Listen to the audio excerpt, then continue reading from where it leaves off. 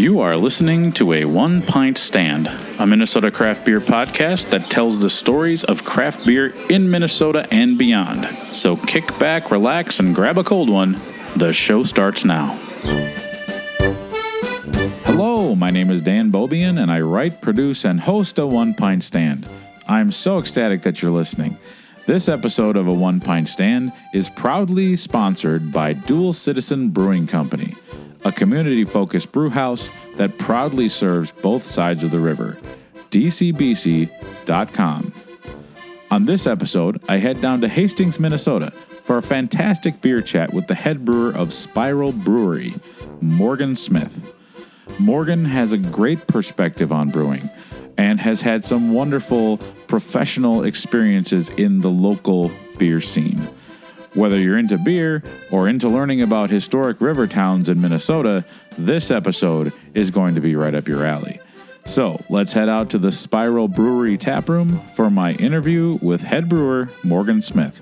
Cheers. Welcome to another on-location episode of a One Pint Stand. My name is Dan Bobian, and today I am so happy to be podcasting from Spiral Brewery in Hastings, Minnesota. And I'm super grateful for Morgan Smith, their head brewer, to take some time so we can chat about beer today. Morgan, thank you so much for having me. Thanks for having me. Yeah, and before we start, okay, so the greatest question I love to hear right when I arrive for a podcast is, do you need a beer? And I ordered the stout. This is perfection in a glass. It's just roasty, good body. It's just perfect. And now that the temperature is below 60 degrees, it's stout time. So this is very yummy.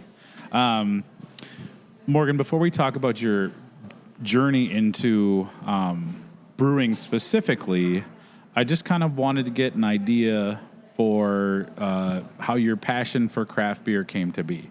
So do you want to talk a little bit about the first craft beer that you remember drinking? And I always like to know, what beer do you always have in your fridge? And then sometimes this gets to be a little controversial, but aside from Spiral, where's your local go-to craft brewery haunts? Yeah, right on. I kind of first got interested in craft beer when I was in college, right? I mean, turned 21, whatever. Right, yes. Start drinking. And I went to school at UMD, right? So Duluth. Oh, sure. Honestly, probably my first craft beer I ever had was probably a Surly Furious. I don't know. But the first one I really remember was actually Bent Paddle's Hop, the golden Golden IPA. Yeah. Bent Hop is what they call it. Yes. But yeah, that one was on tap everywhere at the time, and Bent Paddle was pretty new at the time, and yeah, super good. And me and my best friend at the time, we'd always go to Bent Paddle every, was it Wednesday, I think? Nice. That was our day to go out there. So that was probably the first craft beer that I remember. And then, of course, I really fell in love with their the cold press black ale. Oh, yeah. That is actually probably one of my favorite craft beers ever. Okay. So yeah, that's kind of how I got interested in craft beer, you know, and actually being at Bent Paddle, being able to see their brewery when they had their old tap room. Yeah, that was going to be my question. Was it when they were still kind of across the parking lot and it was a little smaller? Yeah, so where they have their Canna Lounge now, actually. It used to be their original tap room, and they still brew over there. But yeah, their brewery was just kind of off to the side, and you could see well, it was all dudes then. Still kind of is, but... Yeah. We'll talk about that. Yeah. Hopefully we can change that, I think. For sure, but yeah, you'd see them coming and going. I was like, man, those guys just get to make beer all day. Like, that's pretty darn cool, you know? What did you study at UMD? Oh, I started in mechanical engineering and then ended up with a degree in finance, which I used for all of like 30 days. Oh, nice. But yeah, so that's kind of how I got interested in it. That's probably, the cold press is probably one of my favorite craft beers. Yeah. My fridge always hams. Gotta have it. Yes. Gotta have the hams. And then around town, around the cities, favorite breweries, I guess. I don't know. I got a lot of friends at Black Stack, so I like Black Stack a lot. Insight was one of my first favorite breweries when I moved back to town. Okay. there's just so many good ones out there, you know. Yeah. And now that I live out here, I don't really go into St. Paul and Minneapolis that Sure. much. So it's really like when I'm driving through random towns, like, oh, who's out here, you know? Yeah. What is the closest other craft brewery to Spiral? Probably Swinging Bridge in River Falls, actually. I think River Falls is actually only 13 miles from here. So. Oh, interesting. Okay, yeah, I suppose. Otherwise, yeah, Hop and Barrel and Hudson's pretty close to. Okay. St. Paul Brewing is actually not too hard to get to. Those Yeah. like kind of east side St. Paul breweries aren't too far. Okay. Otherwise, Liftbridge is pretty quick too, which, you know, I used to work up there and make the commute. Oh, yeah. That was the first, Yeah. Liftbridge was the first Minnesota craft brewery I ever went to. Oh, yeah? Yeah, Well, like they way back when. Also had the first tap room that was Yeah. open. Yep. So, makes sense. Yeah, yeah, it was pretty wild. So I used to go there a lot, and it's so interesting because when I first got into craft beer, you know, you have your ones. There weren't that many, and now as more have sprung up, sometimes I'm like, God, I have not been to Brewery A in a long time. I used to go there like probably once every 2 weeks, but there's so many to choose from. It's just wild. It's funny you say that because there's this one guy who has been a customer here for years and has been a customer at Liftbridge for years and has been a customer at Wabasha for years and Waldman for years and Bad Weather for years. And every year, you know, like the few times I go to some of these breweries in a year, it's like, man, there's that guy. He's still getting all these breweries years later. That's so cool, Like though. I had him as a regular when I worked at Waldman. Okay. And I had him as a regular when I worked at Liftbridge. And then he still comes here. It's just like, oh my gosh. I think that says something about those places too. Is that just? I mean, if you haven't been down to Spiral, this is such a cute, cozy, welcoming space. Exposed brick on the wall. Lots of like really solid wooden tables. I like that you can see all the brewing equipment, but it just like opens up onto this quaint little thoroughfare, and it's just very nice. The ceilings. This looks like it's probably. This building has been around for a while, but it's got the cool tin. Oh yeah, the tin original ceilings. pressed tin. Yeah, super nice. So I mean, who wouldn't like to hang out here? Oh, and I love downtown Hastings. I mean, I live in town now, but I mean, if you don't know about Hastings, it is easy to miss. Like I didn't know about Hastings until, you know, probably 2018 after I moved back to the cities after college. You know, it's like I didn't know anything. I mean, I'd heard of it, but never been here. Didn't know they had this cool little downtown. Yeah. Didn't know they were right where the rivers kind of meet. You know, the St. Croix and the Mississippi. But yeah, it's great once you're here. Yeah, and it's very beautiful to drive in over the bridge. And today, I mean, it's very picturesque. It's very sunny, a little bit of a breeze. Just great. So great day to be drinking beer. And how did you get into brewing? Yeah, so like I said, I used my finance degree for like 30 days and it wasn't very fun, you know? So I said, hey, maybe I should get back to the service industry. And my partner, he had just gotten a job at a brewery, and I was like, oh my gosh, pouring beer instead of like making cocktails and, you know, serving plates of food. That sounds like a good gig. I can do that. So I had been looking for a job front of house at a brewery, and I ended up at Waldman, which they do have food. Yeah. But Waldman's great. So yeah, I got a job front of house there as like a shift manager, which was awesome. And the brewer at the time, you know, he was always, every time I'd walk back into the brewery to change a keg, he was always, oh my gosh, I got so much to do, you know, I just don't have enough time. And I said, hey man, all I got is time on my hands. So if you need help, just let me know, you know. Would love to do more. And he said, cool, see you Monday. So, and then I was just like, you know, assistant, right? So I was filling crowlers, I was making syrups for the sour that we had at the time, cleaning kegs. Okay. Graining out, you know, doing some of that stuff, which was awesome. But Waldman's kind of small, and they don't really need that, at least at the time, they didn't really need that much extra labor, you know, it was kind of just like a little bit of help. And then I got the bug, you know, I wanted to, you know, really be brewing beer and, you know, learn more. So that first head brewer had left, and then we got a new head brewer, Adam Weiss. He's great. Good dude. He came on and he was like, man, it just seems like you're really interested in this, and we don't have that much for you to do here. I used to work at Liftbridge. I know the head brewer there. Okay. If you want to, you know, just really get into it and learn and work, then I can, you know, put in a good word for you. And he did, and I got a job there, and it was great. That's great. Yeah. Yeah. I mean, Waldman is solid, very good. Oh, yeah, It's such love a it. unique experience there. Oh, my gosh, yeah. Because when you factor in the historical nature of the tap room, and then the beers that they do are very classical. Yes. Just like, and I love their events. They do one of the best local Oktoberfest, I Oh think. my It's gosh, not I huge, but it's agree. very like, they have just a perfect little beer garden. And with now they've got like landscaping and trees, you just feel like you're kind of like in this little secluded special place drinking delicious beer. I totally agree. And their Oktoberfest is so intentional with the events that they do and the food that they do. And now doing it 2 weekends. Oh my gosh, it's just so cool. And they're busy all the time. And, Yeah. and that's what I love about Waldman is like the food. It's just so, they stick to what they're trying to do, you know, German beer, German food, and it's great. I think for a brewery, identity is important. We'll talk about that Yes. later. So Liftbridge, you went from Waldman to Liftbridge. And did you do more kind of stuff in the back of the house at Liftbridge, or are you primarily in the front of the house? Oh, yeah. So I was not in the front of house at all at Liftbridge. I was, just in the back of house, just a shift brewer, Okay. you know, and I started... Not just a shift brewer. Don't say that.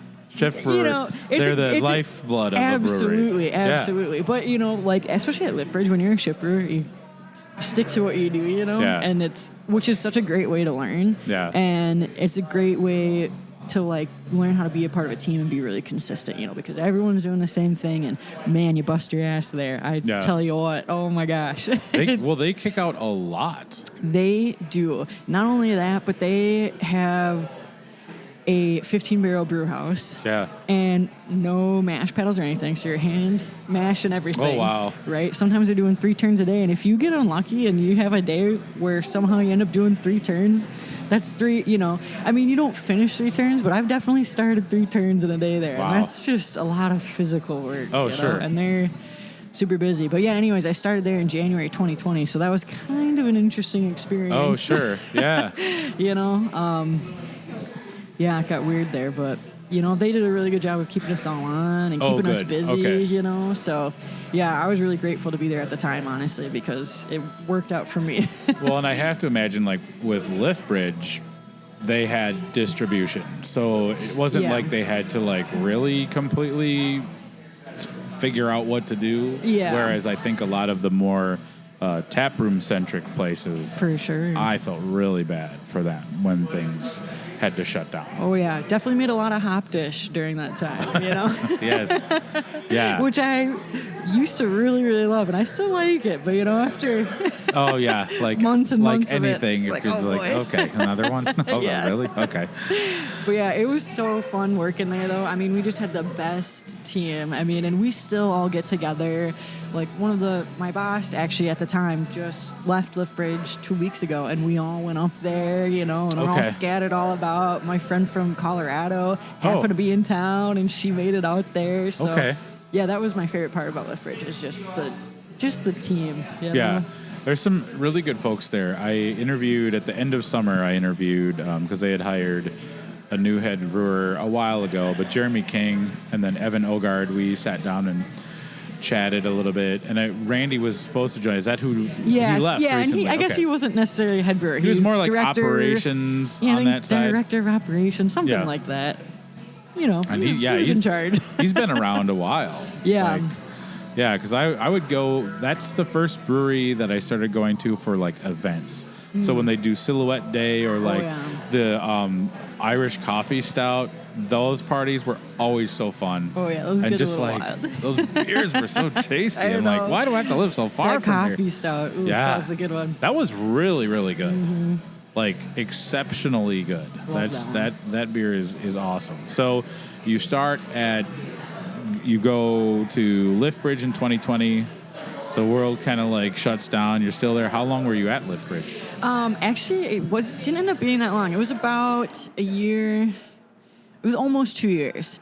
So yeah, in December 2020, me and my partner, we were like, let's not rent anymore. Let's just get our own thing. So we were looking to buy a house, and he really wanted to be somewhere near the river, and I still wanted to work at Liftbridge, so I wanted to be, within 30 minutes drive time of Liftbridge. And so we found a house in Hastings, and that's where we ended up, and after a while living here, the commute wasn't that bad at first, but summer rolls around. Oh, construction. Sure. Yeah. Oh my goodness, it was horrible. It ended up taking me almost 45 minutes to get to work. 45 minutes to get home. I was like, this That's just draining. isn't, especially if you got to be there at 5 o'clock in the morning, And, Yeah. And at that time, I was going up St. Croix Trail, which is a super nice route. But, at 5 o'clock in the morning, it's dark out. There's deer all over. It's just like, Don't exactly get to see the sights. Yeah, well, and so they had an opening here at Spiral, and I was like, oh my gosh, walking to work? Can you imagine?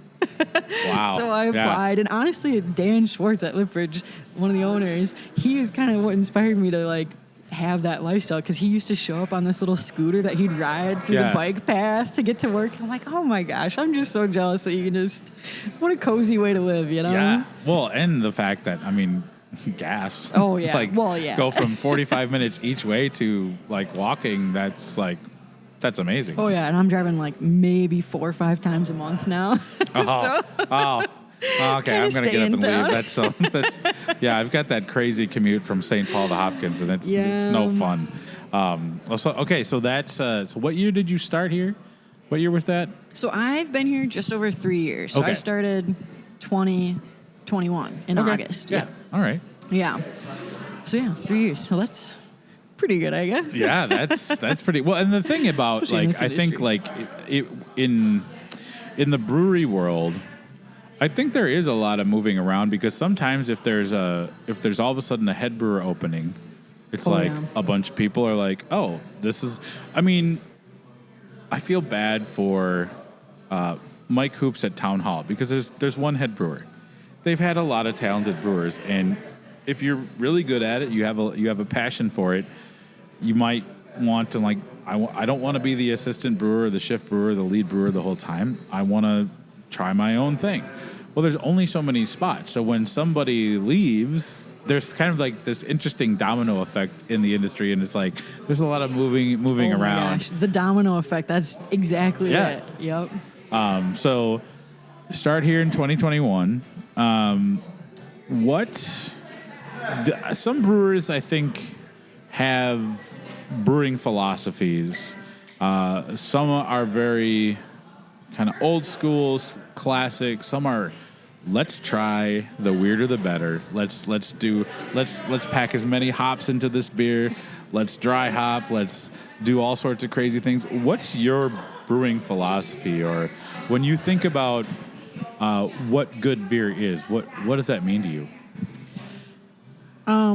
Well, I don't know. Good beer, that could mean a lot of things, But for me specifically, my philosophy, especially since this is my first role as head brewer, is here at Spiral. It is a lot kind of shaped around what I have to work with in terms of equipment, which is really nice equipment. But these are some pretty big tanks. Yeah, I was going to say there's a lot of this size, right? And that's the only size tank I have. So I have 6 30-barrel fermenters. Okay. And that's it. And a 15-barrel brew house. So it's a little bit limiting on what I can try. You can't really experiment too much if you're going to be dumping, 15 barrels. That's okay. I hope you guys we're not like really this one. at that point. Yeah. But so, in that sense, I do stick to really classic styles. And Spiral's philosophy is to, they want to sell classic beer. They want people to come back and have another beer, not necessarily I tried that. That was kind of funky, but I wouldn't get that again. Right, yeah. With the exception of our state fair beer, Well, I think every state fair beer has a little bit of a kind of it's a little outside the box thinking, but it has to be. Yeah. So you can't roll into the state fair with hey, I made a pale ale. Well, right. What? No. They wouldn't even pick that up, right? No. They'd be like, don't even bother me with that. No, they do some of that, but I think for people who are trying to get into the state fair and don't really have their foot in the door, you got to have something wacky, you know, because that's what they want. And so anyways, I really like a lot of classic styles anyways, personally, just my personal preference. I actually do like a lot of English ales, So last year I made this Nut Brown. Really love that one. And I made an English Porter. Honestly, those are probably 2 of my favorite beers I've ever made. But I also really like My Box, Oktoberfest. Yeah. So really a lot of classic styles. I do drink IPAs and I'll try something funky, but I just drink enough beer that, I'm going to... Sure. I don't know. I drink a lot of, I don't know. I just tend to drink the lighter beers. So Yeah. the funky stuff. I have to imagine the Kolsch is probably go-to for a lot of people. Oh, yeah. Because that's really good. I've had that in the past. This stout, like I mentioned earlier, this is really good. This would be a beer that I would enjoy year round, like in the summer and in the winter and everything in between. Yeah, this is a very well-made beer. It's very balanced. Thank you. We actually do try to keep this one on tap all year round. We don't can it in the summer just because we use mobile canning, so we kind of have to do higher quantities, and just moves so enough in the summer that, Yeah. just doesn't really make a whole lot of sense. But yeah, we do keep this on tap all year. So Okay.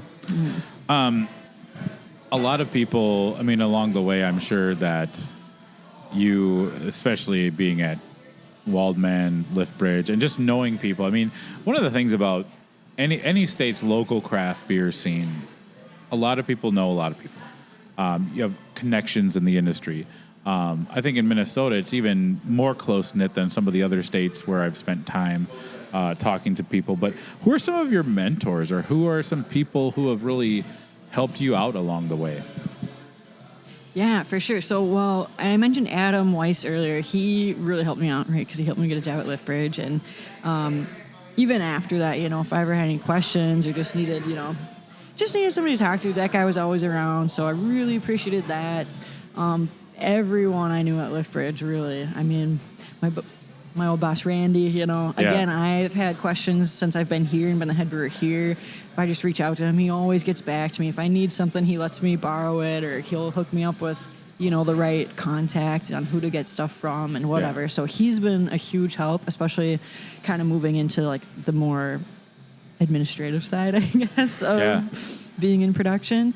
But yeah, and my buddy Carl too, that I used to work with at Liftbridge, Carl Eicher, can't not mention him. You know, he's been huge. And again, same thing with the questions, and he's just such a good dude, and learned a lot from him.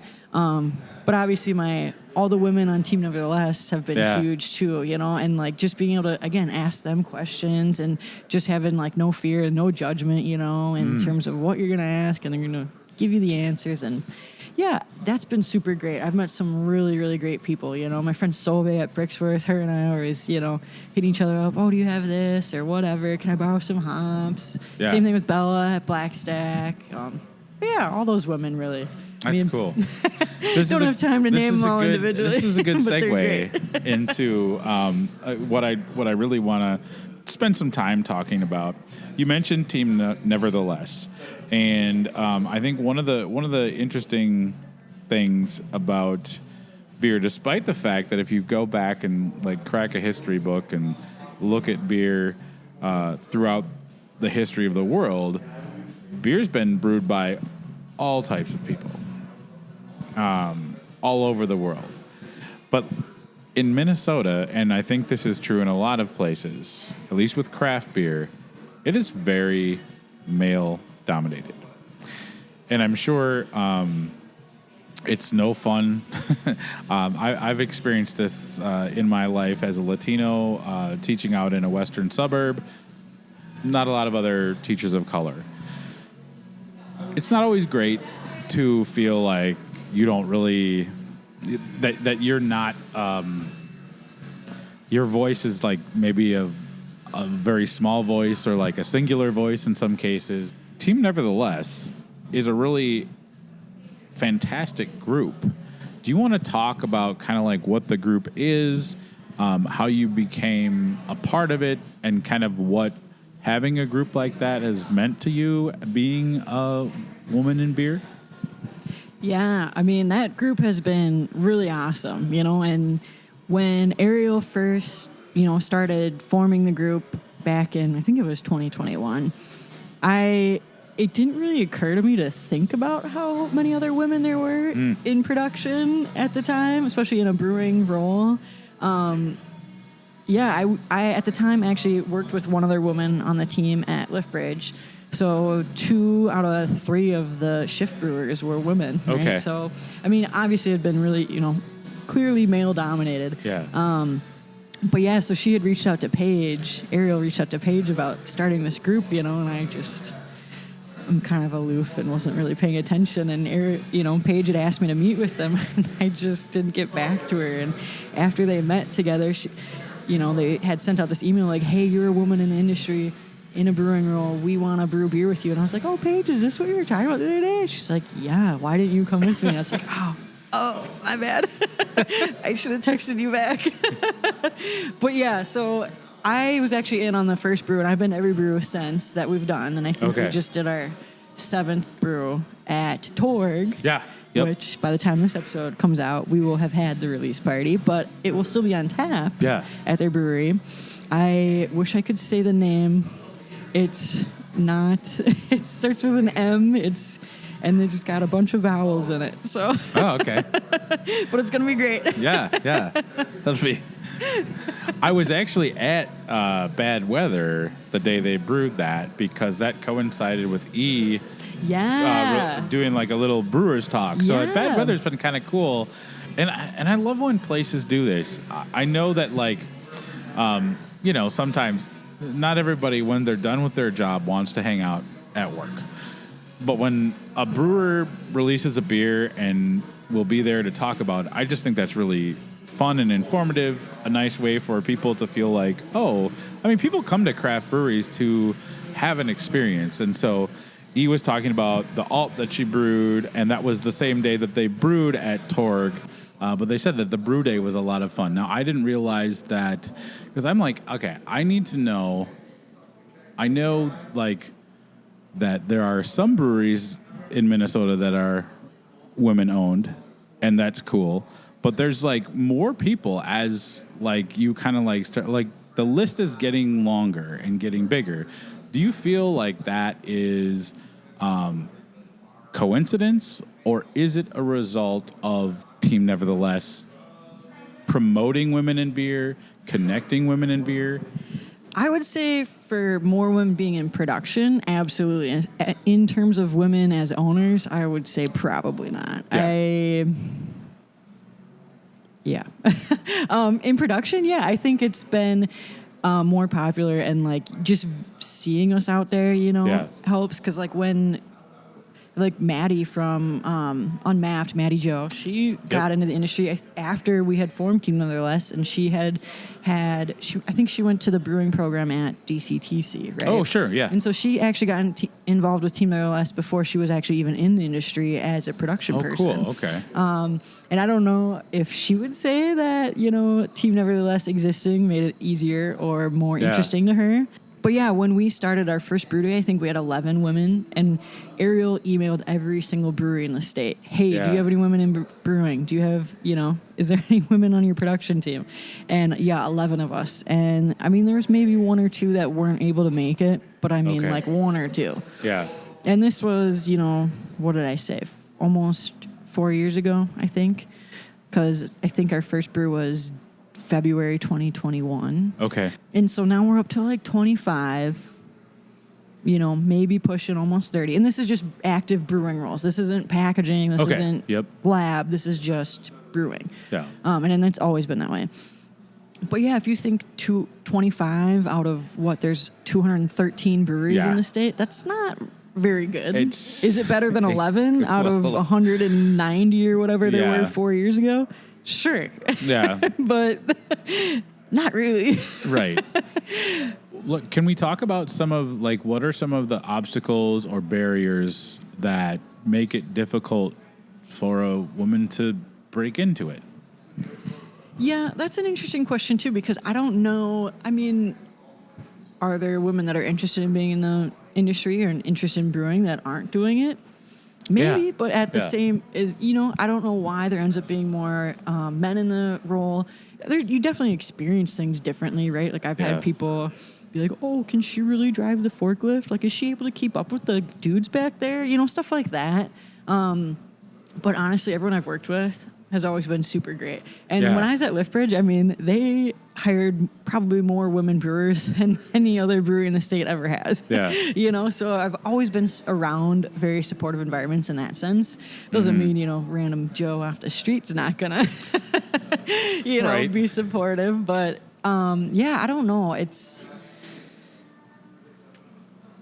I do know a lot of people get out of production for certain reasons, right? I mean, it's a lot of physical demand. Yeah. There's not a whole lot of room for growth, like you said. I mean, if you're a shift brewer, an assistant brewer, you can wait for the head brewer to leave and be a head brewer, or you can go be a head brewer somewhere else. But once you're a head brewer, then what? Are you going to be? I mean, you got to go to a big place to be director of operations because most breweries don't have roles above head brewer, you know, and then beyond that, where, you know. So if you're looking for growth and you're a younger person getting into it, sure.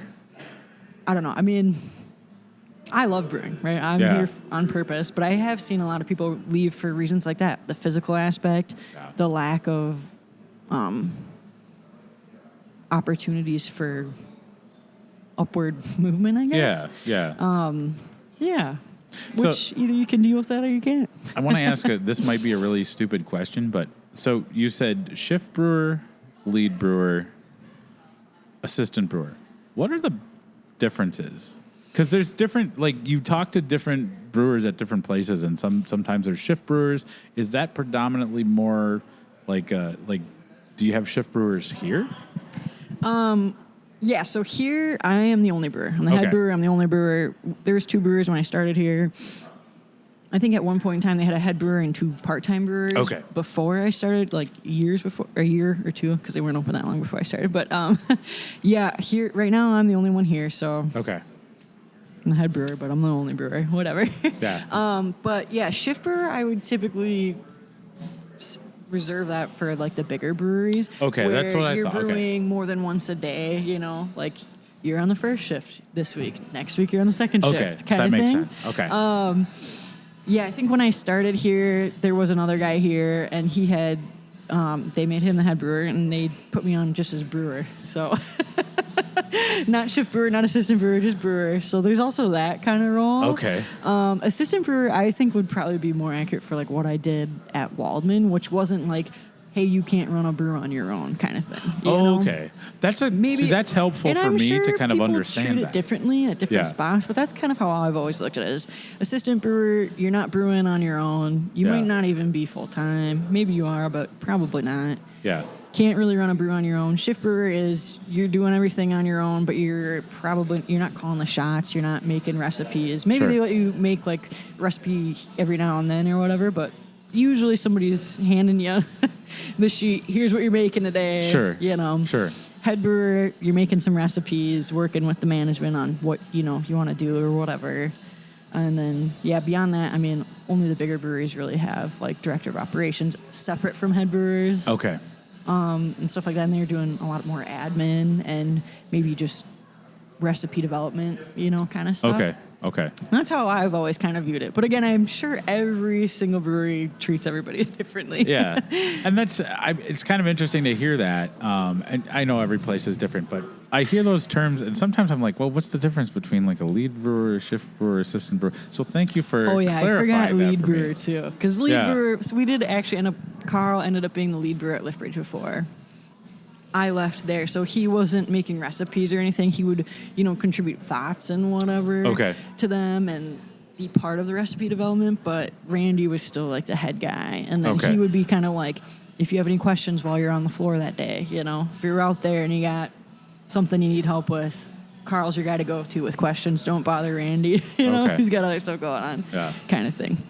As you got into brewing, what surprised you the most? Was there something like, I wish I would have learned this, or wish somebody would have told me this before I started? It's a good question. I mean, honestly, I feel like I'm always learning stuff, like just all the time. I mean, right?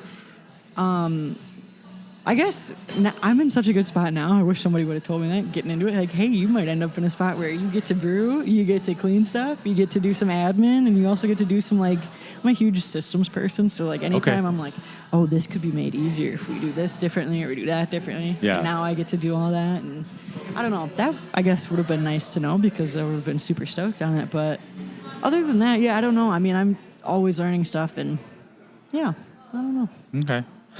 When Team Nevertheless did their brew here, you did like an English an ale. ESB, ESB? I'm always doing British stuff. Extra special bitter, one of my favorite styles. I love any. That's why I find myself at bad weather a lot because Yeah. sometimes they'll put on like a English dark mild or like Mm-hmm. every now and again. It's like not often because I think I'm the only person who drinks it, but they'll put on an ordinary bitter that's like 3.4% alcohol and it's delicious. Oh yeah. I'm here for that. So, do you want to talk? Because I know a little bit about how the brews work in Team Nevertheless. It's not just like always brewed at one place. It's kind of like a traveling kind of a thing, which Yeah. I love because I think it's nice to. First of all, the community aspect of it is really cool. I'm in Brewing Change Collaborative, which is a nonprofit made up of BIPOC people in and around the craft beer industry. And when we have meetings, when we do anything, we had an event last night. We went to Bolvino's, the Brazilian steakhouse in St. Paul. We all got the meat sweats together. It was wonderful.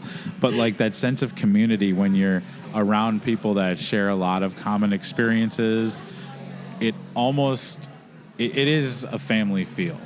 And so I have to imagine when you get together with Team Nevertheless to brew, it's got that same feel. So talk to me about like how it's decided on where you're going to brew the next beer. Yeah, and you're right about that feeling. That's my favorite part about being part of Team Nevertheless is we have Anne from South by Southeast down in I'm going to say the name. I can't remember the name of the town. It's down south of Hastings, but Yeah. north of Rochester. But anyway, so Anne from Yeah. South by Southeast, she's been in the industry forever, and not necessarily in craft beer, right? Because she used to work for Coors, I believe, and she did some stuff with Guinness, which I think was part of that. Okay. But yeah, just having people like that who've been in the industry for a long time and had some very unique experiences on that end, and then also people who are brand new in the industry and haven't had any experiences yet except for coming into Team Nevertheless. Like, so when we did our last brew right at Torg, Liftbridge had just hired a new brewer. Her first day was the day before our brew, and they let her come to this brew. And I'm like, what a good introduction to the brewing industry. Like, hey, here's some people you can get along with, and Yes. if you ever need anything, now you've got a handful of resources just right off the bat, Yeah. and people to just commiserate with or whatever. I can relate to you on the Brewing Change collaboration. That feeling with you, just cozy. Just okay, we all get it. Like, some things you don't have to say, and you just like you can yep. I don't even have to know tell exactly you what you're because you talking already about. know. Yeah. But anyways, so for deciding where the brews happen, we pull names out of a hat, really. Okay. So if you've hosted before, your name doesn't go in the hat, right? Because who cares? You've already had your chance. Yep. Let somebody else have a turn. So my name got pulled out of the hat for, I think it was the fourth brew. Okay. Yeah, so I did the fourth one, and in terms of for what I decided to brew, honestly, I just had this idea in my mind of this whole concept, like, oh, it's going to be an English beer. We're going to call it Mind the Gap because of the gender gap, blah, blah. And Love that. I really like ESBs, and I feel like that's kind of an underrated beer. Like, not that many people brew it, It's not, Right. It's hard to find I agree. on tap. So, And I wish that would change because it is such a good beer. I think the word bitter, if people hear that and they're like, oh, I don't want hoppy. Absolutely. So actually Ben Paddle used to do their 14 degrees or whatever. That was an ESB and now it's an amber. Yeah. Right. Just change the name. That's fine. And it works. I mean, that people get scared off. Bitter. Or like if you take it's not bitter at and just all. call it a pub ale. Yeah. Because people have this idea with pub ale. They're like, oh, yeah, there's like a romanticism around anything pub related. I think that would I've suggested that to people. I'm like, just rename it and your sales will go up. For sure. Well, and we did that actually at Liftbridge too, right? With the Farm Girl. It used to be a Saison. Yep. And I think it's a golden, something like Yeah. that. But yeah, I mean, and it's too bad that stuff like that is effective in a sense because what's in a name? Well, you know what I'm saying? Yeah, and it does kind of denigrate the lineage of whatever style it is. That's what and it's marketing is, Oh, I guess. yeah. I don't know anything about marketing. On the flip side, though, if it keeps that style around, Yeah. I'm legitimately worried that certain styles are going to die off. It's really strange. I think the craft beer pendulum, I think, is swinging back. But for a while, when you'd walk in and see all right, 7 hazy IPAs on tap. We got some pastry stouts, and a bunch of fruited sours. Can I get a where are the other styles? You know, and I think that's what's the one I can have more than one of? Right? Yeah. Give me something 4.5%. That's what I want. But I think there were a lot of people that got into craft beer at that time that thought that's what craft beer was. You know, a handful of styles, and it's so much more than that. Yeah. When I first started dabbling in craft beer, I was like, oh, I like an amber ale, I like a brown ale, I like a pale ale, give me a porter, give me all the different things. And it's like, if we don't have, we can have both. I mean, there's places, there's breweries that have 16 beers on tap. You can't tell me you can't put 2 classic styles on amidst the sea of IPAs and things like that. I just think we got to think of the longevity of this whole, passion. Oh, absolutely. But it's funny you bring that up, though, because when I first got into craft beer, that's actually exactly what I was into. Give me some hazy IPAs. Give me some fruity stuff. Give me the funky stouts, with some marshmallow in there, peanut butter, or whatever. This one has a pureed Baby Ruth in it. I'll have that. But yeah, now that I've been in the industry for a while, it's like, that's kind of the last stuff I go to, or I'll try it, but it's just, I just drink so much beer, Yeah. It's just I want 5 ounces of something weird and wacky. Exactly. I want 3 pints of this stout, that's because it's balanced. Yeah. I can drink a lot of it. Yep. That's why I have a hard time sometimes at some of those beer events, right? You go over to one of your friends' booths and oh my God, you gotta try this cool beer we got. It's a barrel aged, blah, blah, blah, whatever. And then of course they pour your glass full and you're like, this is great. But I wanted maybe a quarter of this. I want to super tasty, but I'm not trying to get knocked out today. Yeah. I think I don't know if I was talking about, but it was before we started recording. You asked me about ABR and some of the beers I had. I mentioned the Winter Solstice at Loose Line. And one of the people working there was Brent Newman. He's a Patreon supporter of the show, but he's their kind of lead master of sales. And he's like, hey, you want to try some Winter Solstice? I'm like, yeah, I'll take a little bit. Oh, gosh. There was a meniscus on the glass. Oh, I'm like, okay, well, going to be here we go. playing a game called Find the Exit in about an hour. It'll be weird. But, yeah, it's kind of like a blessing and a curse of knowing so many people. And people want to be generous with their beers. They're very excited. But I mean, great. And that is when I did drink the whole thing. And I did get some more because it was delicious. But, when you've got the, I don't know, it seems like you went to the grocery store, grabbed random things and threw it in a beer. I can do a little bit of that. I'm all for crazy experimentation, but at the end of the day, give me a Pilsner, give me a Helles, give me, something that, like you said, I can drink more than one of. Yeah. Yep. And that's kind of how I ended up steering myself more towards traditional styles I just got burnt out on. It's just weighs you down, all those, heavy IPAs. I'm sorry, I love IPAs, love hazy IPAs, but I a quintuple IPA, that's just dangerous. No, that's you can't drink it near a candle. I'm not sure I can handle that. It's that's what leads to spontaneous you combustion. You gotta be serious if you can, right, take that exactly. on. Yeah, I like it all. I like it all, but I think I can there's more tread on the tire for me when it comes to just sitting down and drinking something that I can, see through. I'm happy. So now we're going to talk about IPAs. You mentioned earlier on that one of your first craft beer memories was Surly Furious. And that's kind of a very interesting IPA because it's kind of I believe a lot of people call it a Midwest IPA. It's on the maltier side. Still a nice bit of bitterness. Yeah. And when it comes to an IPA, if ingredients or cost is not an option, what is your perfect IPA that you're brewing tomorrow? Well, that's a tough question. Honestly, I don't really know. And again, it's probably because I haven't had a whole lot of opportunity to experiment. I've made a few IPAs here that are different from our flagships, and they're all a little unique, but I don't know that I've discovered the secret to a perfect IPA yet, And there's so many hops out there too. Yeah. And again, I'm working with 30-row tanks, so I've made maybe 6 IPAs that aren't our flagships in my 3 years I suppose, yeah. So, what I've tried in that amount of time, I don't know if I've found the perfect recipe. Okay. You know what Yeah. I'm saying?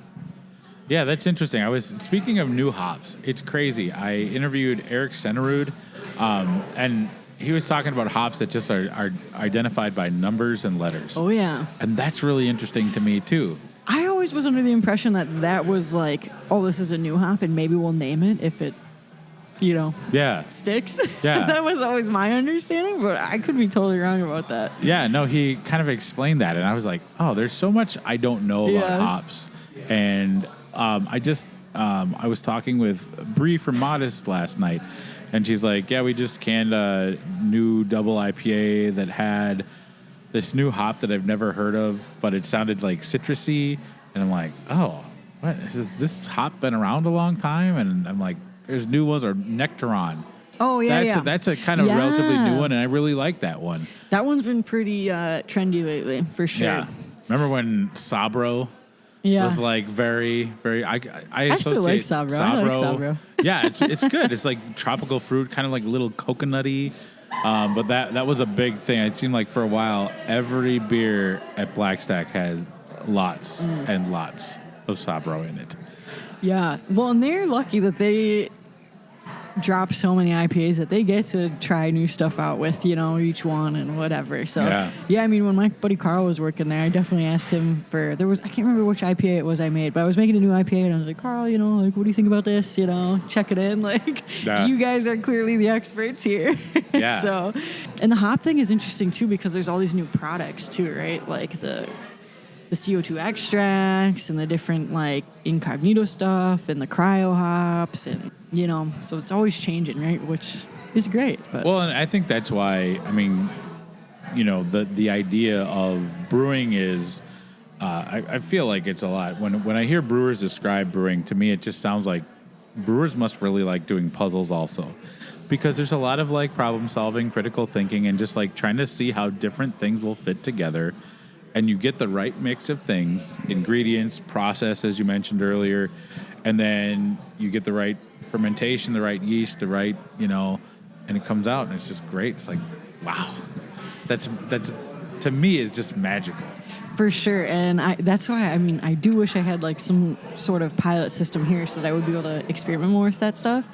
And I feel like that's the one thing that's too bad about all this advancement with all these different products in the brewing industry right now is I feel like things have advanced so much on that end, yet because there's so many breweries these days and there's so much competition with, RTD cocktails and different seltzers and now THC, it seems like we have all these different products, but people have less ability, even if they do have pilot systems, to try them all out just because of that element, Yeah. just trying to kind of get by in a sense and, be successful in that way and not a whole lot of let's try something crazy and new and see if it sticks. You almost have to play on the safer side.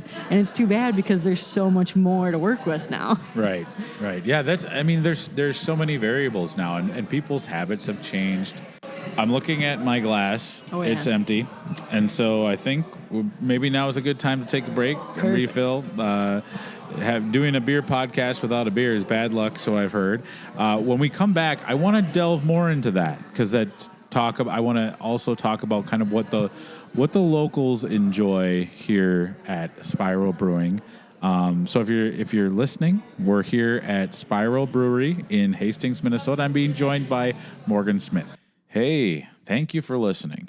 Hopefully you are enjoying a One Pint Stand. My aim is to help spread the word about craft beer. Enjoying craft beer is a passion of mine, and I love chatting about it with other people. A One Pint Stand has a goal of helping breweries tell their stories.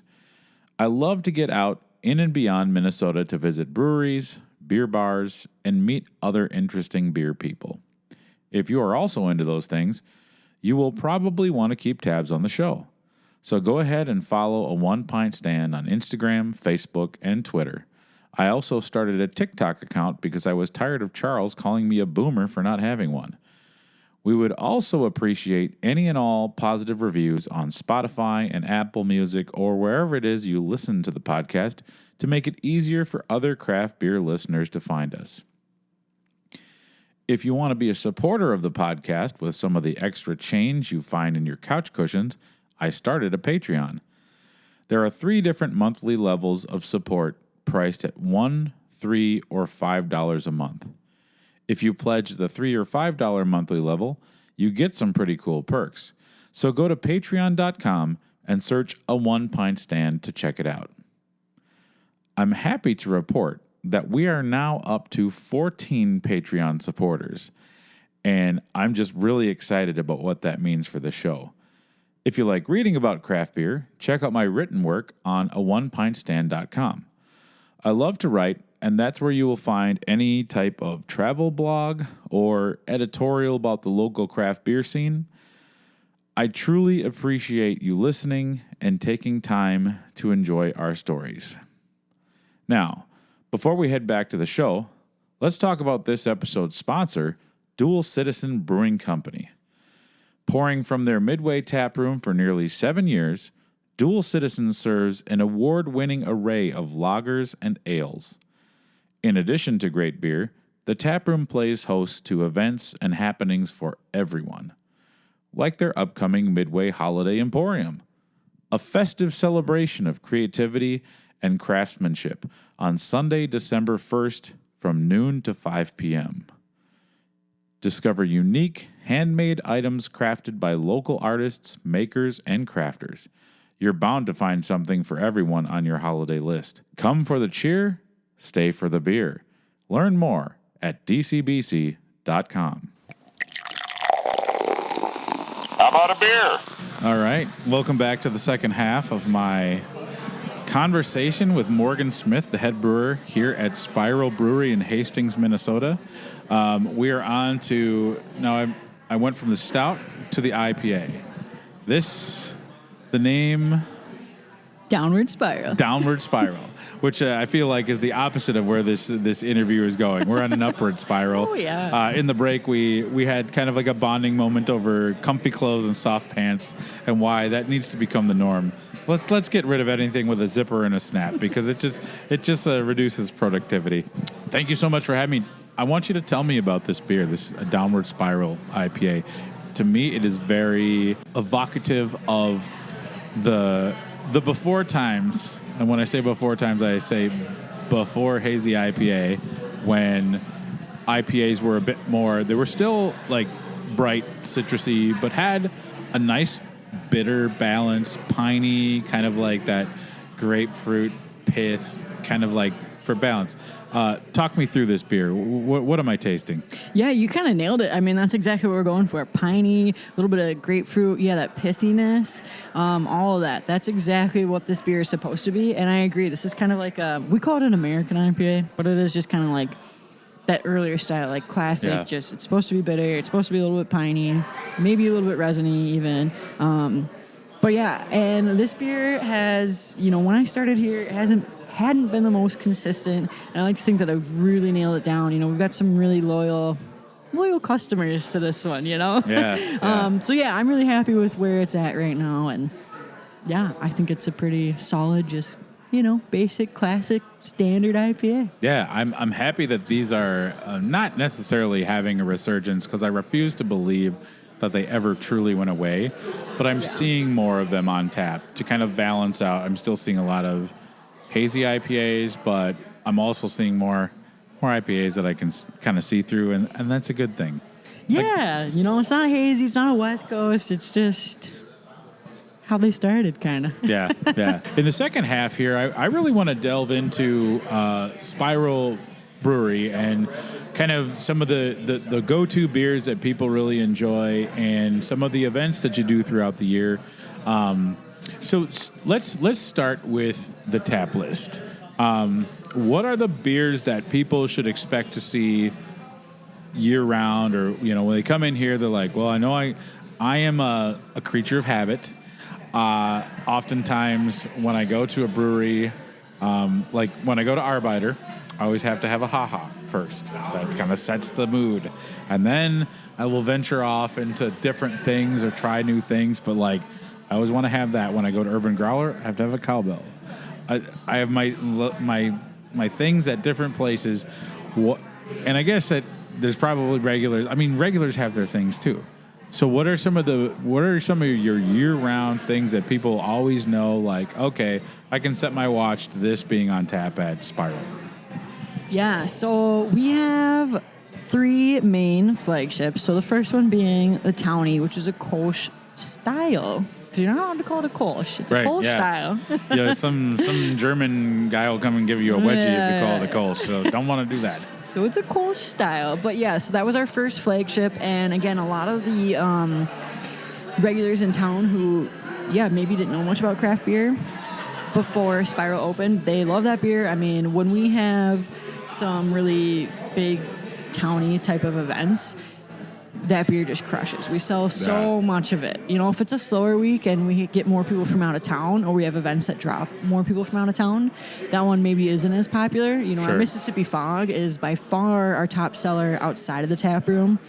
A third of our outside sales actually are Mississippi Fog, our hazy IPA. Okay. Which is honestly a pretty stellar hazy IPA. It's just hard to brag about it too much because there's so many good hazy IPAs out there. That's true. But, I mean, if it's good, you should brag about it. I'll have to get a little taster of that before I leave. It's super good. It's super tropical, super fruity. But yeah, so we always have those two, and those two are our main ones. And then Downward Spiral, which is, our American IPA. Really classic, super solid. And that beer has kind of its own following. We've got this one couple. So this couple, we do open jam every other Tuesday here at the brewery, which is great. One of my buddies who, was the first regular I became friends with, kind of started it here. Me and him got it together. And yeah, it's an open mic every other Tuesday. And there's this one couple, they always come and play. One of them plays the lap guitar and the other plays this, I don't know the word for it. It's like a little guitar with like 4 strings. It's not a bass. It's like a soprano. Like a mandolin? No. Might have more than 4. I don't know. It's like a small guitar. Okay. Anyway. This isn't just like a regular guitar that they left in the dryer too long? Okay. Could be. I don't know. But they come in and they always play really great music. And he'll come in and he'll get 2 growlers of Downward Spiral. He'll get 4 crowlers. Nice. And he'll do that even on weeks when we don't have open jam. He's got people I don't know if he's giving it away to people or what, but that is his beer. And if there's something slightly different about one batch to the next, he will know. Oh, this one's a little bit more piney than the last one, or, And that is the distinctly Minnesotan way to point out that something is different. Yeah, and just a diehard on that one. So, yeah, those are our 3 main ones. And then the 4th one, which is, it's a flagship, we just don't can it all year, is the Hard Left Stout. So, yeah, that one's on tap all year and in cans at least half the year. Okay. And again, super...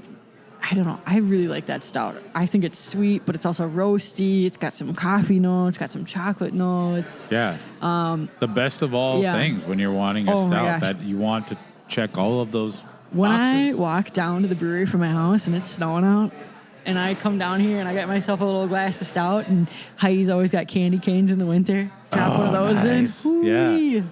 Yep, that's it. I'm so jealous that you just get to walk down the hill. Have you ever thought about arranging some type of like pulley system with like a toboggan so you could just sled down? That's and then funny you say that, because what is Main Street now, which is 2nd Street, right? Yeah. In Hastings. When you come from the west down into downtown, that used to be like a toboggan hill, right? Okay. So people used to take sleds down, toboggans down the road there. And so a couple years ago, we had, what was it, a Dunkelweissen, I think? And we had called it Toboggan Club, because there used to be a toboggan club, and that was their thing. This is, years ago, decades before I ever moved to Hastings. But that was definitely a thing, sliding into town. And I think that's one of the wonderful things about having a craft brewery, to connect to the history and the lineage of a town. Oh, yeah. I think that really brings people together. And that's such a big part of what we do here at Spiral, right? So it's called Spiral Brewery because Hastings actually had the first, and I think probably the only, spiral bridge in the state of Minnesota. So the bridge coming across the Mississippi spiraled downward like a lot of walkovers do over like highways and whatever for bikes. It was like that, but it was for carriages at first and then cars, right? And I think they tore it down in the 50s. But yeah, so this bridge was built so that once buses came around, the buses were too heavy to actually cross the bridge with the kids on it. So they'd unload all the kids on the other side of the bridge, drive the bus over, all the kids would walk over, and then they'd get back on the bus. Oh, that's interesting. Huh. Yeah. But anyway, so yeah, all of our beers really, I mean, we try to tie it back into Hastings, and as we've been trying to grow our distribution, we're trying to not make it too Hastings specific, because I mean, if you're buying beer out in, Maple Grove, what are you going to know about the Sparrow Range in Hastings? Probably They're going to think nothing. you have to shotgun it and do that thing where you spin around with a bat and then walk in a spiral. That's... So yeah, I mean, and we got Mississippi Fog, which the river does get really foggy, in the spring, fall, which is what it's named after. Kind of same thing with our Rivertown Haze, which is like a secondary flagship IPA for us. We don't can it, but it's on tap all year round. Okay. And then we got the River Bum, right, which is kind of us going more into that. It's Hastings related, but it's not so specific. Yeah. And so that one, again, is on tap all year round, but only in cans on the off season of Hard Left. And Hard Left is actually named because this turn in the Mississippi is the hardest left turn in the whole river.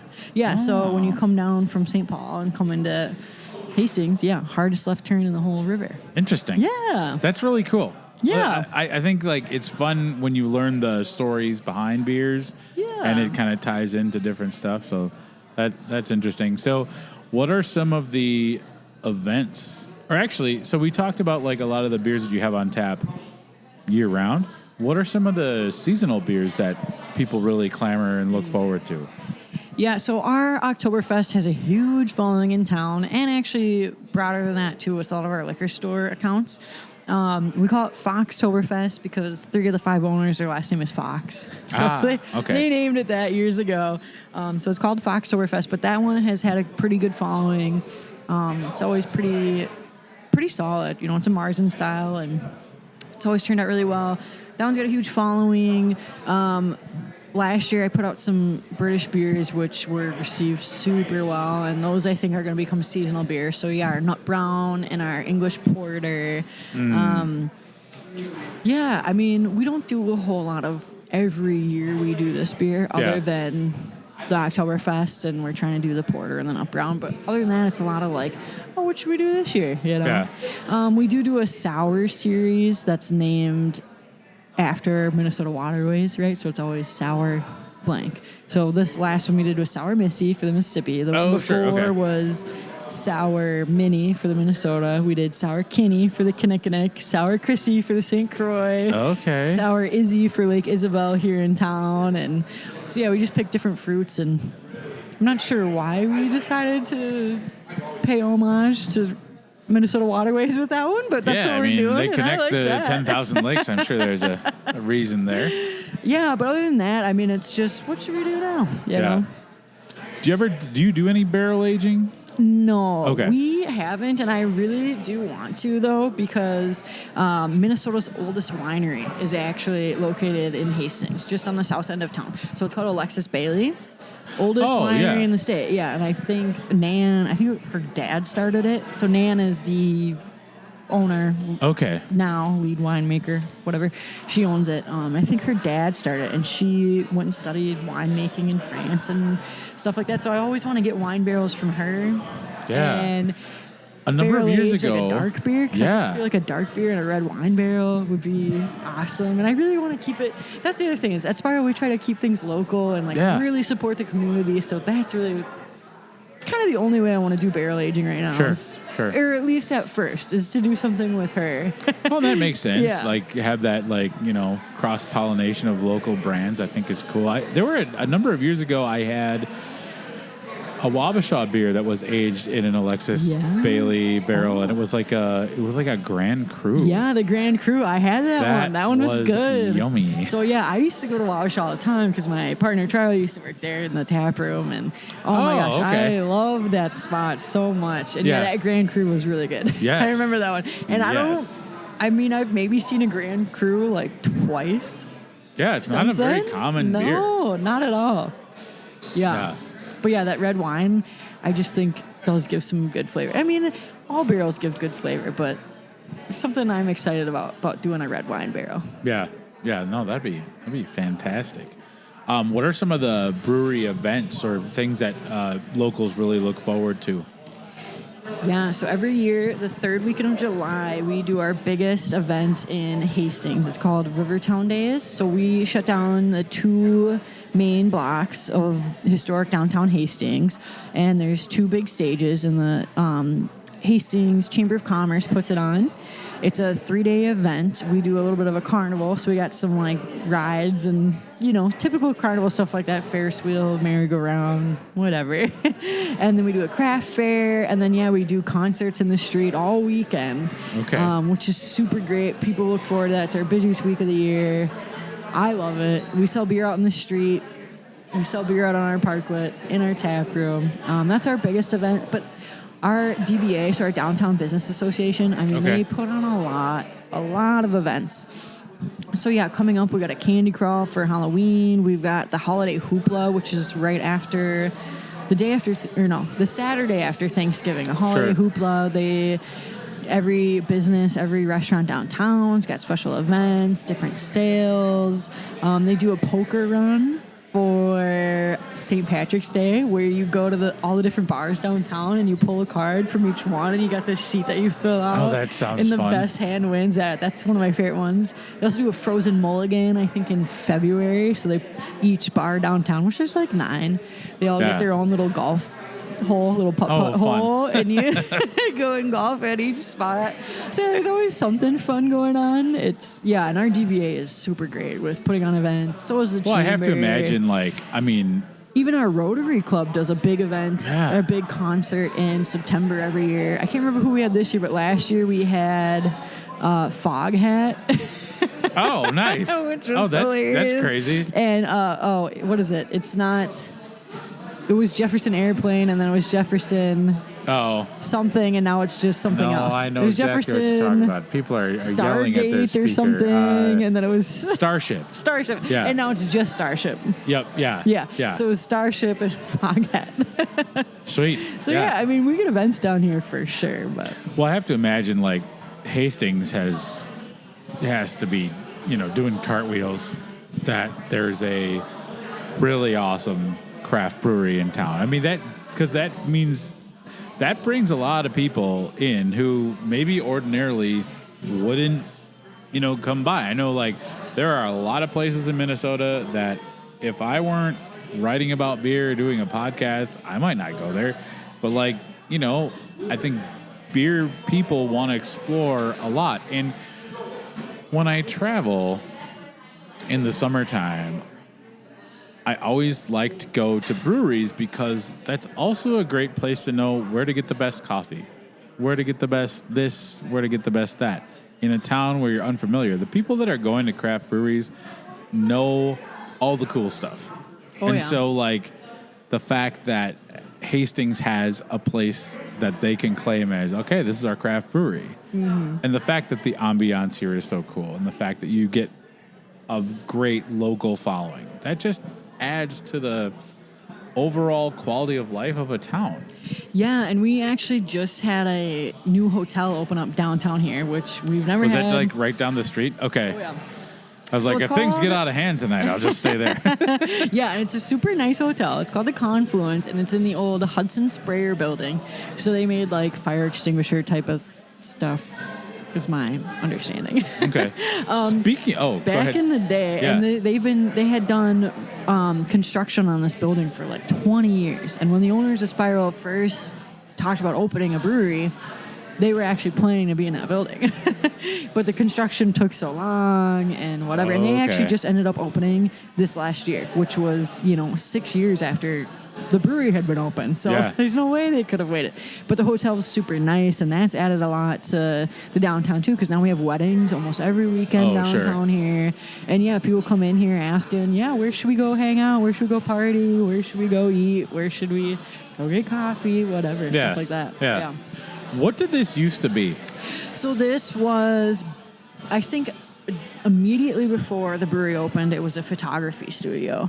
And before that, it was a retail clothing store. So, all the kids in town would come get their, their gym clothes, their gym uniforms, and stuff like that here. I thought I detected A lot of elastic smell. That's good. Okay. Yeah, but it was a photography studio right before. And initially, when the building was built, actually, all these buildings downtown in Hastings originally had their front doors on the back side of this building. Oh. So it wasn't until later, after stuff started industrializing, that Main Street became 2nd Street. Main Street was Sibley Street, which actually goes perpendicular to Main Street now. Okay. And this row of buildings all had their front doors on the back side, which is now our alleyway. Okay. And this spot specifically was basically just built in between two buildings, right? Like, so we got the brick over here, and we got the limestone over there, and somebody basically just put a roof over it and said, "Oh, now we got a building." Oh, okay, yeah. I can see that now. So yeah, which is nice. I mean, the architecture down here is really nice, and I mean, I love that in a tap room. It's some old timey stuff. Yeah. I like Wabasha too. Like, they got that feel. Oh yeah, the same ceilings and stuff like that. Yeah. Yeah, it's funny. I grew up in West St. Paul, and I went to church right up the hill from Wabasha. So, like, when I knew there was a brewery going in there, I'm like, oh, that's cool. And that very similar. Like, that is, like, the West Side's local. Like, I think lots of probably locals. If I was going to say which craft brewery has the biggest local following, I think Wabasha is easily in the top 5. Because I you see agree. a lot of, like, the same people. They got a great mug club. Oh my God, and they still have the same years. I mean, yeah, so like we first started going there 6 years ago. Same people still showing up there every day. Every time we go back, it's, same people, which is great. And they are set up so well for that too, with that long bar like that, It's just a local hangout, You get some people here, some people there, and they all know each other. Yeah. It's just, and I love that. I love running into people on, not planning to run into somebody and sit down and have a beer with them. That's my favorite way to hang out with people, That's my joke with Jeremy King. I'm like, we never plan to hang out on purpose. Oh, yeah. It always just happens. The universe is like, all right, need these two people to have a beer together. Randomly, every couple of months, we'll find each other. That's absolutely my favorite. So I know we've talked a lot about like the beer at Spiral, the events at Spiral. We talked about your journey into craft beer and brewing. We talked about Team Nevertheless. I think the one thing we haven't talked about is the fact that you are a member of the Minnesota Craft Brewers Guild board. Oh, yeah, that's right. So is that a new development, or have you served before? No, so this is going to be my second term, which is another 2 years. Okay. So, yeah, I've been on the board for 2 years already, which has been a great experience, honestly. Like, a lot more learning about the industry, learning different just aspects where people come from. And, because I am, like, I'm in a production position, but I'm also in somewhat of a management position, but I'm not an owner, right? Yeah. So it's been really interesting to just see a lot of different perspectives from the industry and see what people are going through. And yeah, it's been great. It's been a lot of, hopefully we can do some really good stuff. The one thing I'll say though is you're always hearing the bad news, It's, bad news does not go missed in that group at all. There's plenty of good news too, but I'm just saying, every time there's bad news, we're hearing about it. Yeah. I mean, it kind of it goes with the territory. Yeah. I know. So like, I kind of like the big beer legislation that happened a couple of years ago was breweries being able to sell their beer out the front door in vessels other than solely like a growler or a 750. Yeah, so that happened right before I joined the board, I believe, or shortly before. And that was major work. And that's the one, the Guild, they really make stuff happen. And Bob Galligan, he's doing most of that work himself. I really enjoy Bob's company. He's an impressive guy. Yeah. And he does a lot and he cares a lot. Yeah. But yeah, I guess it's just really nice to know that, like, if there is an organization like that exists, they're actually getting stuff done. They're getting stuff done, he's out there, he's putting in the work, and stuff is happening. So yeah, and it's just been, it's been great. Yeah, met a lot of great people, which I already, that's my favorite aspect of the industry in general, is the community, the people. And being a part of the board, just meeting even more people. Well, and I want to say, so over the span of time since I've been doing this podcast, I've had quite a few board members on the podcast. Yeah. So you add another, I can check off another name of the Brewers Guild board. Now, I know that like there was part of the legislation of passing the law of the 4-pack law, as it was called, was that there'd be like a little bit of a moratorium. I don't want to say ceasefire. Hiatus, that makes yeah. it sound like, people were brandishing firearms, but a little bit of a like a lapse. Yep. As that gets closer and closer to ending, are you at liberty to say kind of some of the things that the guild or what is the next big push for legislation in the state of Minnesota as it pertains to alcohol and beer? Yeah, for sure. Well, obviously, so for the meantime, we, like you said, there was kind of a handshake deal when that stuff passed. Like, hey, maybe lay off for a bit, Yeah. Leave us alone. We gave you a big deal. This is a big deal for us to give you, which, I mean, and it's really not a big deal for us to be able to sell our own product out of our front door. It's actually not a big deal. Yeah. It's pretty well-deserved. As progressive as we are with THC and all that stuff, we lag far behind a lot of other places in the country. I mean, I totally agree. I mean, shoot, how long ago was it that we got Sunday sales? Yeah, 2017. It has not been that long. So, so whatever. I mean, we got what we got, which was a huge step in the right direction. Yeah, and I don't want to downplay that. Yeah. No, because, I mean, it was a big deal considering that we weren't allowed to do it, I mean, that was a big step in the right direction. Yep. So obviously in the meantime, we've been focused on THC stuff because that's just another source of income for our members, right? Yeah. And that's, now that they've been allowed to do it, we are working to protect those rights, really. It's not, how can we really further this? It's more like, well, our members are doing it and it's benefiting them. Let's put in the work to protect that because this is something that our people are benefiting from, Yeah. They're already doing it on their own without us, pushing it at them. They decided to do it, and we went after it and tried to protect it for them. But moving forward, honestly, we're not really sure yet because a lot of it's going to be, what do our members want? Yeah. What do the brewery owners and brewery management teams, what are they looking for? What do they need? I know, I'm just saying this personally, I know there are people out there that would like to see a unified license, like a singular brewery license for, so no differentiation between brew pubs or production breweries, distribution breweries, however you want to classify them. Yeah. That would be huge, like a single license for breweries. I think that would be amazing, personally. And get everybody together under one tent. Pretty much everyone would agree with that. Right, I think everyone would be happy with that. Yeah. I think the only issue with that is, well, what would that really take? Because I feel like there's some people not in the brewing industry that might not be super stoked on the idea of that, which would be a roadblock. But other than that, I mean, everyone in the industry, I don't know anyone in the industry that would be against that. Oh, now I can serve hot dogs out of my tap room? Cool, Even if you don't have room for a kitchen, like there's still possibilities with that. Oh, I can serve wine now? Yeah. That would be cool. Or like if I could come here, have a couple of those delicious stouts and then cap it off with an old fashioned and head on down to the Confluence Hotel for my massage. That would be wonderful. But so I'm not going to say that's going to be on the docket because I think that's a huge that would be swinging for the fences. Personally, I think that would be exciting, but I doubt that'll be it. I'm sure there's so many other things we can work on. We haven't really looked that far ahead yet because, you know what?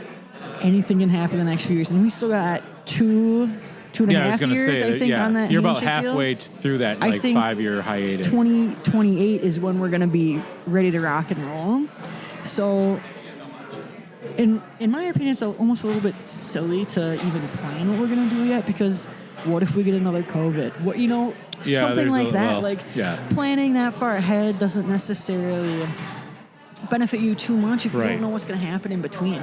Yeah. I mean, we're even in an election year.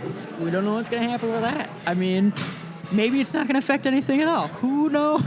But I doubt that. But you know what I'm saying? Like, it's nice to think ahead, but there's only so much thinking ahead you can do without being like, Sure. well, that's just a fantasy because we don't Sure. know what's going to happen in between. Yeah. So, Well, I think that the thing right now is that I know that there are a lot of wonderful events put on by the Guild. yes, absolutely. And I'm very much looking forward to the Minnesota Brewers Cup Award. That was that's one of my favorite events. That was very exciting last year when Team Nevertheless won for Best Collab for the Lady of the Brew House. We got a lot of votes for that. That one, was but- exciting, and just to see the happiness and joy up on stage. That was a fun night, so I look forward to that. Me too. Obviously, we just wrapped up a couple weeks ago the Autumn Brew Review, and Oh, yeah. I'm already Another great excited event. for All Pints North. So there's a lot of great things.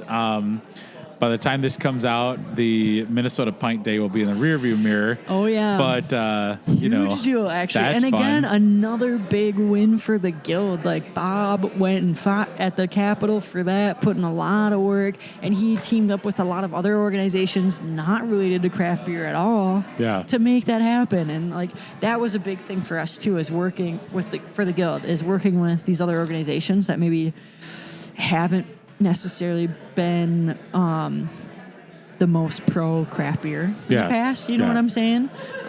Mostly because conflicting interests or whatever. But yeah, to get them all together for Minnesota Beer Day and have that proclamation. We had the Hams Bear out there. Yeah. And yeah, I mean, that was a huge deal. And so I'm really excited about the event. Again, going to be over by the time this comes out. Yeah. But yeah, huge deal. And yeah, so yeah, going forward with the Guild, I mean, really, we just want to do what our members want, you know? Yeah. What do they want? What do they need? Yeah. You Well, know? I think you've got the absolutely perfect mindset and demeanor to be on the board, so that's really exciting. I see behind us there's stuff happening on the stage. I don't know what's going on. Oh, I forgot we have trivia tonight. We should probably wrap this up before we start getting questions about the specs of the Edmund Fitzgerald or something that I don't know anything about. But Morgan, this has been so fun. Thank you for sitting down with me and chatting beer, sharing the beer that you've brewed, and you know, if you have not been down to Spiral Brewery in Hastings, Minnesota, put it on your list. This is a very special place. So thank you so much for being on the show. Hey, thanks for having me. And it's great this hanging is out. Yeah, and this has been another episode of A One Pint Stand. Cheers. Oh, we gotta get the clink here. Cheers. I first met Morgan Smith at the Minnesota Brewers Cup Awards back in April. I was struck by her friendliness and enthusiasm for beer. Morgan's peers have only great things to say about her, and I think that also made me excited to finally sit down and talk beer with her. I really enjoyed our interview.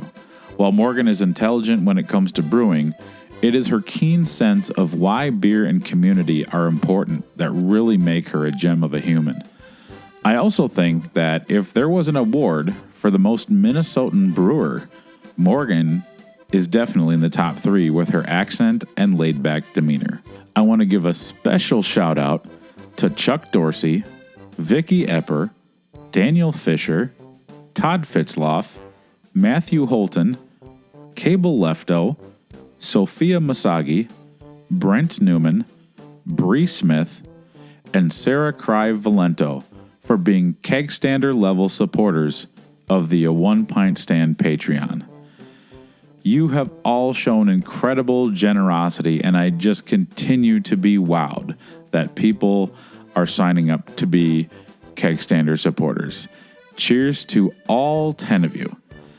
Before I say goodbye, I want to give a huge thanks again to the sponsor of this episode, Dual Citizen Brewing Company. For nearly 7 years, Dual Citizen has proudly served the Minneapolis and St. Paul communities with both cold fresh beer and event programming for everyone. To stay up to date with the latest offerings and happenings at the tap room and beyond, visit dcbc.com. So with that, this has been another episode of A One Pint Stand, a Minnesota craft beer podcast where the pants stay on, but the caps come off. Cheers. You know, a quintuple quintuple IPA, that's just dangerous. No, that's like you can't drink it near a candle. I'm not sure I can handle that. It's like that's what leads to spontaneous You gotta combustion. be serious if you can, You're right. take Yeah, that on. exactly.